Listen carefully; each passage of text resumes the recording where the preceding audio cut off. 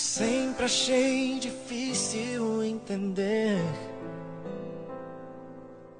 como duas vidas podem se tornar apenas uma.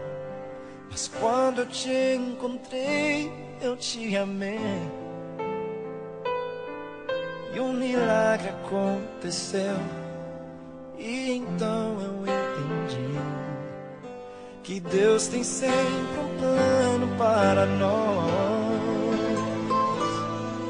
É preciso paciência e ouvir sua voz. O que será que meu Deus pensava quando criou você? Acho que ele estava pensando em mim, porque me deu mais do que sonhei. Deu muito mais do que eu podia imaginar.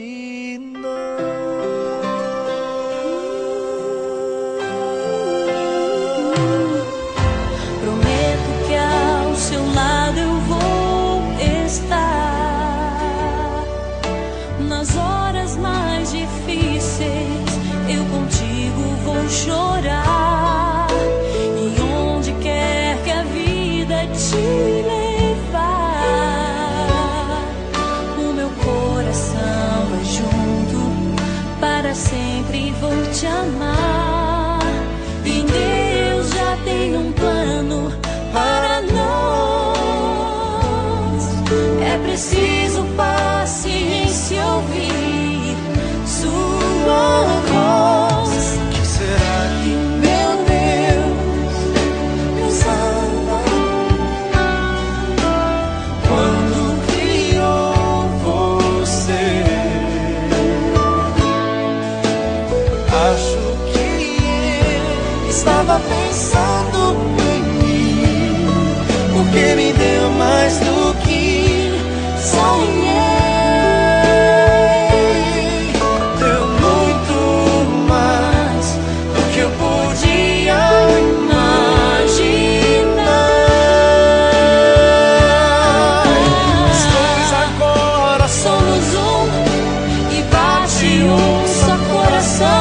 Juntos sempre viveremos, para sempre amaremos.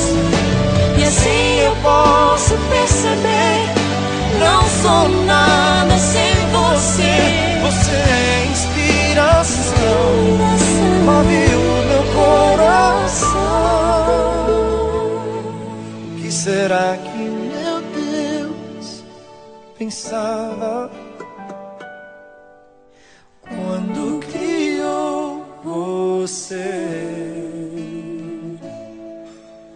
Acho que ele estava pensando em mim, porque me deu mais do que sonhei.